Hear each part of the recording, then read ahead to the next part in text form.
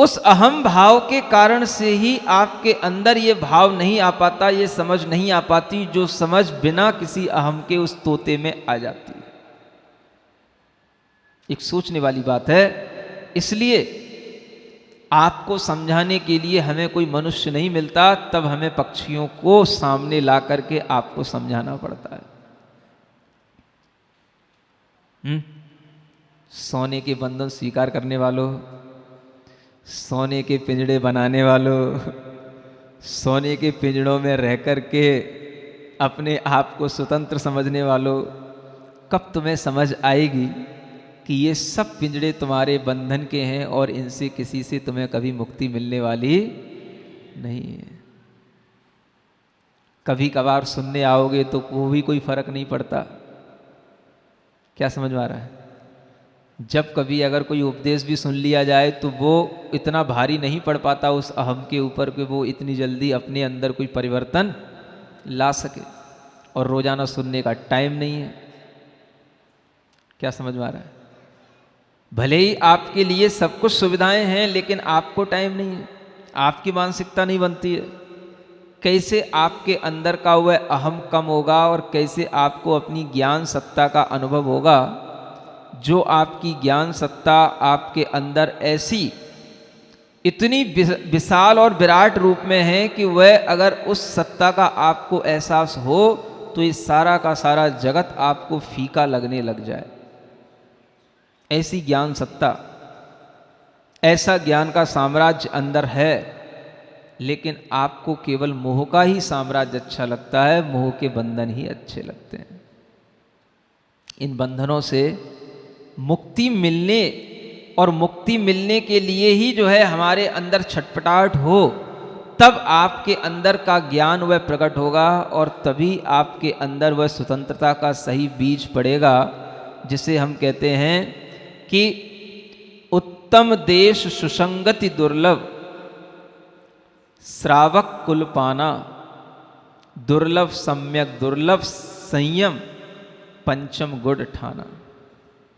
हाँ, उत्तम देश तो मिल गया, ये तो अच्छी बात है, स्वतंत्रता मिल गई, ये अच्छी बात है, लेकिन इसके आगे कितनी और दुर्लभताएं हैं, कितनी और स्वतंत्रताएं अभी प्राप्त करना है, उनके बारे में किसी का कोई दिमाग नहीं चलता है। उत्तम देश सुसंगति दुर्लभ, श्रावक कुल पाना। अच्छी संगति भी आपके लिए दुर्लभ हो गई है, क्योंकि आपका जो दिन भर का कार्यक्रम है वो इस तरीके का बना हुआ है कि रोजाना भले ही जो है आपके लिए संगति देने के लिए यहाँ पर कार्यक्रम चलता हो, लेकिन आप उस संगति को प्राप्त नहीं कर पाते। कर पाते हैं? नहीं कर पाते हैं। किसी का जॉब है, किसी का बिजनेस है, और कुछ नहीं भी है तो भी कुछ ना कुछ बहाने तो हैं ही आदमी के अंदर है। वह संगति करने का भाव अगर बन जाए तो हम समझते हैं कि ये जो आपके अंदर जो स्वतंत्रता का भाव है, इससे बढ़कर के और दुर्लभ स्वतंत्रता क्या हो सकती है। तो पहले आपके अंदर ये भाव आना चाहिए कि हमें ऐसी संगति मिले, सुसंगति दुर्लभ, और वो आपको अभी वर्तमान में फ्री में मिल रही है। कैसी मिल रही है? कोई पैसा तो नहीं लगता है? कितनी आव भगत के साथ मिलती है। हम तो यही देखते हैं दिल्ली का कल्चर कितना अलग है। यहाँ कोई भी व्यक्ति अगर सभा में आता है, प्रवचन सुनने आता है, कितना रेस्पेक्ट दिया जाता है, या यूं कहो कितनी व्यवस्थाएं दी जाती हैं, इतना हमने पहले कभी नहीं देखा। समझ में आ रहा है? नाश्ता भोजन हमेशा always available at any time. हाँ, अभी तक तो हमने जितनी सभाएं, जितनी प्रवचन करते थे, सब फ्री में होते थे। मतलब फ्री में, हम तो अभी भी फ्री में ही कर रहे हैं। लेकिन जो आप लोगों के खर्चे हैं, जो आप लोगों की बातें हैं, वो एक यहां का कल्चर है। या तो यूँ कह लो कि बहुत दूर दूर से आते हैं, आदमी के पास टाइम नहीं होता है पुनः घर पे जाने का, तो वही यहीं से करके फिर अपने आगे बिजनेस में निकल जाता है, जॉब करने निकल जाता है। ऐसा भी हो सकता है, ये भी कह सकते हैं। हाँ, इसीलिए ये भी एक सुविधाजनक हो सकता है, चलो कोई बात नहीं। लेकिन ये भी अगर है तो भी हम उस सुसंगति का लाभ तो लें। वो तो सब सेकेंडली मैटर है, उससे कोई लेना देना नहीं है। वो तो आप यहाँ खा रहे हैं कि वहाँ खा रहे हैं, कोई फर्क नहीं पड़ता। वो तो आपको खाना पीना है, सो करना ही है।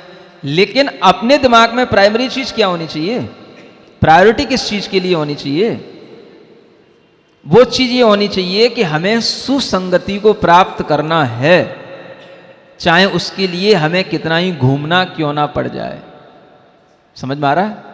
ऐसे भी लोग हैं, वसुंधरा से गुड़गांव जॉब करने के लिए जाते हैं। वसुंधरा मालूम है? यमुना पार वैशाली के उधर, वो भी शायद यूपी में ही पड़ती होगी। हाँ, दिल्ली में नहीं है वसुंधरा, उधर यूपी में पड़ती। देखो, अगर आदमी को संगति करने का भाव होता है तो वो एक IITian है, जॉब करने वाला है, और वो वहां से पहले यहां आता है। कहां से? वसुंधरा से पहले रोहिणी आता है, और फिर रोहिणी से गुड़गांव जॉब करने जाता है। टाइम मैनेज करना तो कैसे भी हो सकता है, और टाइम तो निकलता ही चला जा रहा है। लेकिन अगर लगता है कि हमें सत्संगति का लाभ लेना है, सुसंगति से हमें कुछ ज्ञान मिलेगा, इससे हमारा जीवन बदलेगा, तो आदमी इतना लंबा चक्कर भी ले लेता है, अपना टाइम एडजस्ट करके अपनी जॉब भी कर लेता है, और धर्म की क्लास भी सुनने सुबह 7 से 8 आ जाता है, और उसके बाद में 8 बजे यहां से चला जाता है। किसकी कह रहा हूं? किसकी कह रहा हूं? रोहिणी वालों, आसपास के सेक्टरों में रहने वालों, 2 किलोमीटर 4 किलोमीटर का टाइम तो मैनेज करो कम से कम। हैं? हमसे कहते हो महाराज हमारे सेक्टर में चलो, हमारे सेक्टर में चलो, हमारे सेक्टर में चलो। हैं? हम चले भी जाएंगे आपके सेक्टर में, तो आपकी आदत तो वही पड़ी रहेगी ना, कि जब तक हम आपके सेक्टर में हैं तब तक आप बस हमारे सामने, और जैसे ही फिर हम आपके सेक्टर से दूसरे सेक्टर में गए तो आप तो फिर खो गए। नहीं समझ में आ रहा? तो आपकी आदत में कुछ चेंज आना चाहिए ना। आप जब हमारे रेंज में आओ, हमारे एरिया में आओ, समझ में आ रहा है ना, तब तो आपके लिए लाभ होगा। और हम आपके सेक्टर में पहुंच भी गए तो हम कितने दिन आपके सेक्टर में रह सकेंगे? न ज्यादा आप रखा सकोगे, ना ज्यादा हम रह सकेंगे। नहीं है ही है ना, दिल्ली है भाई, सब देखना पड़ता है। कहाँ लोगों की कितनी व्यवस्थाएं, कितनी मानसिकताएं, कितनी भावनाएं, सब देखना पड़ता है। तो वह सेक्टर भी जो है, जो आपके लिए लगता है कि महाराज वहां पहुंचे, यहां पहुंचे, वहां तो सब जगह पहले भी गए हैं और आगे भी जाएंगे, ऐसा भी आपसे कह सकते हैं कि हाँ आगे भी जाएंगे। लेकिन जब तक नहीं पहुंच रहे हैं तब तक आप किसी एक ऐसी जगह तो अपना आने का भाव करो कि जहां से सब सेक्टर वाले आ सकें। महाराज तो सब जगह नहीं जा सकते क्योंकि उनके पास ना गाड़ी है, ना घोड़े हैं, सुन रहे हो, ना स्कूटी है, ना ड्राइवर है। क्या समझ में आ रहा है? लेकिन आपके पास तो सब कुछ है ना, तो आप अपनी सुविधा का उपयोग क्यों नहीं करते हो? आपके लिए 2-4 किलोमीटर का इधर उधर घूमना क्या आपके लिए दिक्कत देने वाला है? एक आदमी वसुंधरा से यहाँ आकर के फिर उल्टा जाता है गुड़गांव, जितने में वो यहाँ आता है उतने में गुड़गांव पहुँच सकता है अगर वो गणित लगाए तो। और उसको गणित मालूम है कि ऐसा नहीं गणित नहीं जानता वो, जो IIT है वो सब जानता है, लेकिन फिर भी क्यों आता है? लाभ लेना है, सत्संगति का लाभ लेना है। तो आदमी के लिए ये कुछ नहीं समझ में आता, उसे तो लगता है चलो मैंने 1 घंटा अपना मैनेज कर लिया और 1 घंटा मैंने अपने धर्म के लिए निकाल लिया, मैंने अपने जीवन को आज सार्थक कर लिया। ऐसी फीलिंग आप लोगों के अंदर क्यों नहीं आती? ये मैं पूछ रहा हूं आपसे, हैं? क्या सुन रहे हो? आज स्वतंत्रता दिवस पर आए हो आप लोग, कुछ नए लोग भी आए हैं, उन सबका हार्दिक सम्मान और स्वागत है। हाँ हाँ, लेकिन ये भी तो थोड़ा सा भाव रखो कि देखो अगर हमें कोई इस तरह की कोई हमें चीज मिल रही है जिससे हमारे ज्ञान, हमारे विचारों में बहुत अच्छा परफेक्शन आ सकता हो, तो हमें उस चीज़ को प्राप्त करने के लिए भी अपने टाइम को अपने मैनेज करना चाहिए और अपनी लाइफ स्टाइल को थोड़ा सा चेंज भी करना चाहिए, है ना। ये इसलिए कह रहा हूँ कि अभी भी कुछ नहीं हुआ है ना, अभी तो बहुत समय है, अभी तो कुछ भी नहीं गया है। अभी भी अगर आपके मन में थोड़े से विचार अच्छे होंगे, परिवर्तित होंगे, और आप केवल इतना भाव रखो कि हमें तो क्या मतलब, अगर हमें जब तक गुरु का सानिध्य मिल रहा है, हमें तो गुरु के सानिध्य से मतलब है, ना हमें किसी कमेटी से मतलब, ना हमें किसी समाज से मतलब, हमें तो केवल गुरु से मतलब है। बहानेबाजियां तो सबको वही है, सबके अंदर मानसिकता तो वही है। गांव में गांव के तरीके की रहती है, नगर में नगर के तरीके की रहती है, यहां पर भी कुछ उसी तरीके की रहती है। लेकिन हमें कुछ ऐसा लगना चाहिए, नहीं, दिल्ली में लोग बड़े दिल वाले होते हैं, उदार मन वाले होते हैं, और किसी भी प्रकार के अपने अंदर बंधन नहीं रखते, उन्हें तो केवल बस देव, शास्त्र और गुरु ही प्रिय होते हैं, ऐसा हमें लगना चाहिए। लगना चाहिए, इसलिए बोल रहा हूं, मैं ना पढ़ करके, इधर उधर की बातें ना सोच करके, सब तरीके के लोगों की बातों को भुला करके अपने को किससे लेना देना, बस ज्ञान देने वाला हमें ज्ञान दे रहा है, मुफ्त में हमको सब कुछ मिल रहा है, पुण्य हमें मुफ्त में मिल रहा है, गुरु का दर्शन मिल रहा है, उपदेश मिल रहा है, इसका लाभ लेना है बस हमें, और इससे ज़्यादा क्या करना है। हमसे तो आपकी कोई बुराई नहीं है ना, हो भी नहीं सकती। पहली बार दिल्ली आया हूं तो कैसे हो सकती है बुराई तो उससे होती जो पहले से रहा हो, कहीं परिचय तो कुछ है। तो पहला परिचय तो अच्छा होना चाहिए भाई लोगों, है। पहला परिचय में तो इतना समझ में आना चाहिए कि हाँ, दिल्ली के लोग भी अच्छा भाव रखते हैं, और वह भाव अभी तक अच्छा ही समझ में आया है, लेकिन जितना और अच्छा होना चाहिए उतना थोड़ा सा अभी वो अच्छा नहीं हो पा रहा है। इसलिए आप लोग प्रयास करें कि आदमी के दिमाग थोड़े सा खोलें, और उनके दिमाग में अगर कहीं कोई किसी भी तरीके की बाउंडेशन पड़े हों तो उनको आप निकालने की कोशिश करें हमारे इन उपदेशों के माध्यम से, कि भाई अपने दिमाग में किसी भी प्रकार की कंडीशन रख करके या बाउंडेशन बना करके आप अपना ही अहित करोगे, उससे कुछ फ़ायदा नहीं है। अपन को तो केवल जिनवाणी सुनने का लाभ लेना है और गुरु के उपदेश से गुरु की सन्निधि का लाभ प्राप्त करना है। चलो देखते हैं आगे के समय में, है ना। चलो आज का समय काफ़ी हो गया, थोड़े 2 मिनट के लिए अपनी अंतरात्मा को थोड़ा सा देखते हैं। आंखें बंद करें, कमर सीधी करें, अपनी श्वास पर ध्यान देते हुए अपने पूरे शरीर में फैली हुई अपनी चेतना को महसूस करें। मेरा आत्मा ज्ञानमय, पूरे शरीर के अंदर वह ज्ञान फैला हुआ है।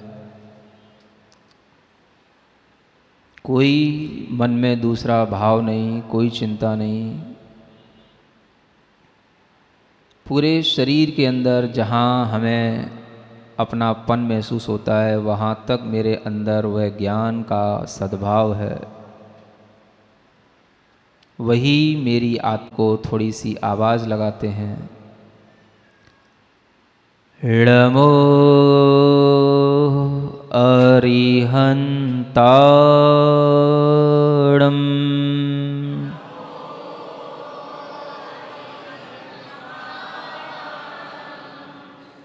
नमो सिद्धाणम्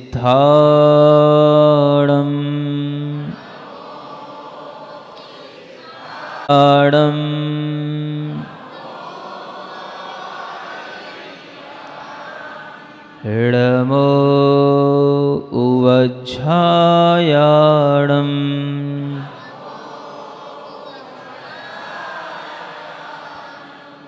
नमो लोये सवसाहूणम्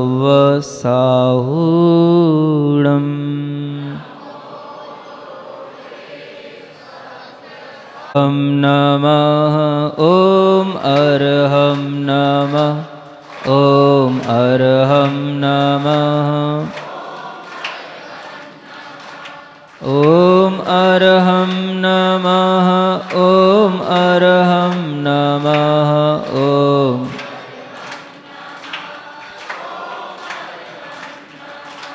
ॐ अर्हं ॐ अर्हं नमः ॐ।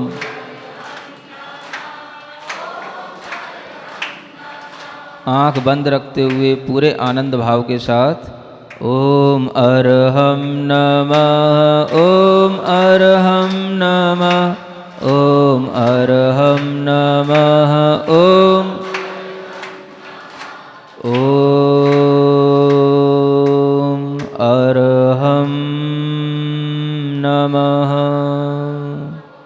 हुए न मन में न तन में हो रोग, न मन में अशांति,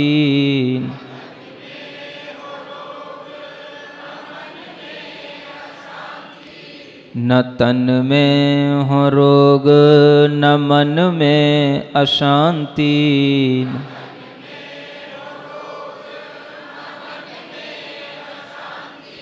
हो सारे जहाँ में परम शांति शांति।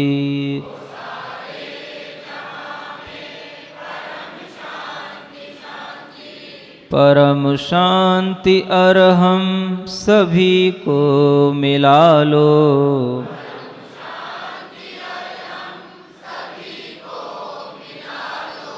महामंत्र से चेतना को सजा लो।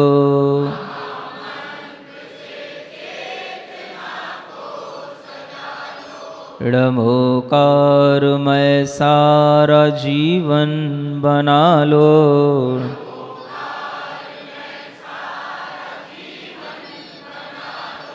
महामंत्र से चेतना को सजा लो।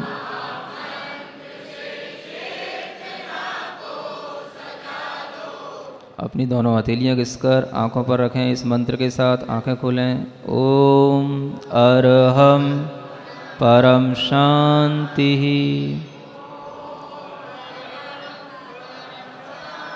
परम शांति। परम शांति। बोलो महावीर भगवान की।